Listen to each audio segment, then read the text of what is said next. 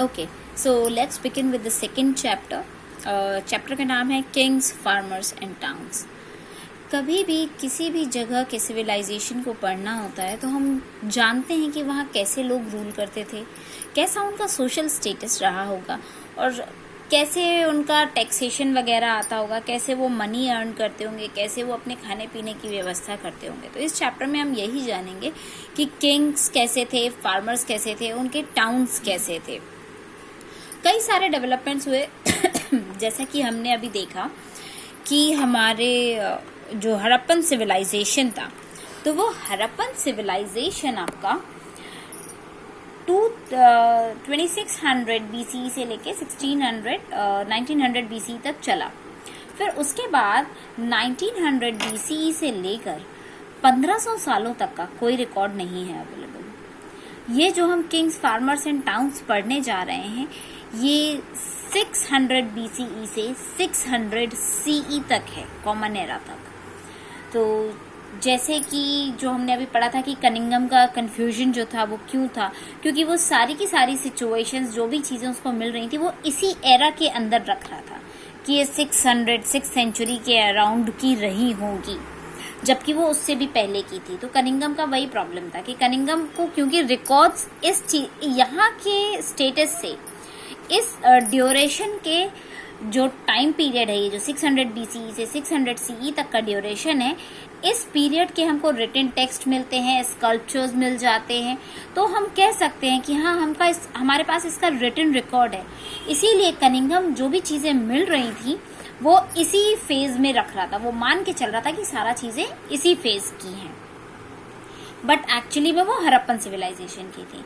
तो अब हम ये नोन फैक्ट्स जो हमारे पास हैं, या रिटन हिस्ट्री या स्कल्पचर्स के फॉर्म की जो हिस्ट्री हमारे पास है, हम उसको पढ़ने जा रहे हैं. इसमें हम पढ़ेंगे कि कैसे राजा रहे. तो बीच के 1500 सालों के बारे में कोई इन्फॉर्मेशन नहीं है हमारे पास. जो 1500 साल का रीजन रहा हड़प्पन सिविलाइजेशन के खत्म होने के बाद और किंगशिप स्टार्ट होने के बाद, इसमें मेजर इम्पॉर्टेंट जो फर्स्ट हमको किंगशिप मिलती है वो मिलती है मौर्यास की. ये कहा जाता है कि जब आप हिस्ट्री पढ़ने जा रहे हैं और अगर आपने मौर्यास के बारे में नहीं पढ़ा तो आपने इंडियन हिस्ट्री नहीं पढ़ी, क्योंकि Mauryas is the earliest one जो हमको पहले नोन हुए. ये इम्पॉर्टेंट इसलिए भी है क्योंकि इसी 6th सेंचुरी के अराउंड ये कहाँ से शुरू हुआ, 600 BCE, फिर 0 तक आए और फिर पॉजिटिव 600 तक, 600 कॉमन एरा तक आए. इसी ड्यूरेशन में ऋग्वेद भी लिखा गया है. इसी ड्यूरेशन में चाणक्य ने अपना अर्थशास्त्र भी प्रोवाइड किया है. इसी ड्यूरेशन में जो बुद्धिस्ट जर्नलिस्ट जो रहे, उन्होंने भी अपने कई सारे रिटन टेक्स्ट्स दिए हैं. इसीलिए ये एरा बहुत ज़्यादा इम्पोर्टेंट हो जाता है.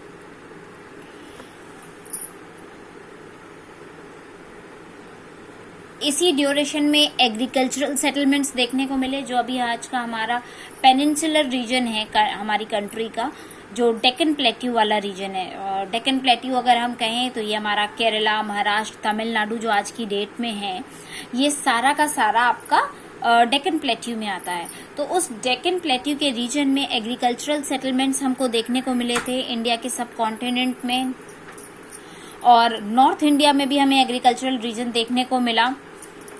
कर्नाटका का जो पार्ट है वहां पे भी एग्रीकल्चरल रीजन देखने को मिला था. और यहाँ पर एक नया तरीका देखने को मिला था कि कैसे जो डेड बॉडीज होती हैं उनको डिस्पोज किया जाता है. जैसे हमने हड़प्पन सिविलाइजेशन में देखा था कि कई बार वो ज्वेलरीज के साथ दफनाए गए हुए थे, बरियल्स देखने को मिले थे. कुछ मतलब ऐसा कस्टम नहीं था कि इम्पोर्टेंट चीज़ों के साथ या वैल्यूएबल थिंग्स के साथ उनको बरी किया जाएगा, जैसे कि इजिप्ट की ममीज को बरी किया जाता था.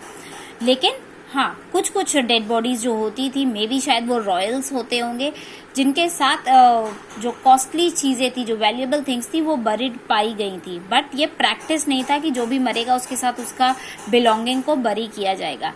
लेकिन इस ड्यूरेशन में आकर एक नया फॉर्मेट ऑफ बरियल हमको देखने को मिला, न्यू मोड मिला, जहां पर पत्थर एक लगा देते थे, डेड बॉडी को गाड़ा गया और उसके ऊपर एक पत्थर लगा दिया गया, एक स्टोन लगा दिया गया, एक स्टोन जैसा स्ट्रक्चर लगा दिया गया जिसपे कुछ इंस्क्रिप्शंस रहती थी. उसको कहा जाता था मेगालिथ. और ये सेंट्रल और साउथ इंडिया में बहुत देखने को मिला इस फर्स्ट मिलेनियम में। कई केसेस में जो डेड बॉडीज थी वो बहुत ज़्यादा आयरन टूल्स और वेपन्स के साथ भी बरीड पाई गई। ये इंस्क्रिप्शन का पिक्चर एक आप देख सकते हैं यहाँ पर, सांची में, ये मध्य प्रदेश के सांची में मिला है। तो इस तरीके का एक स्टोन लगा दिया जाता था डेड बॉडीज के ऊपर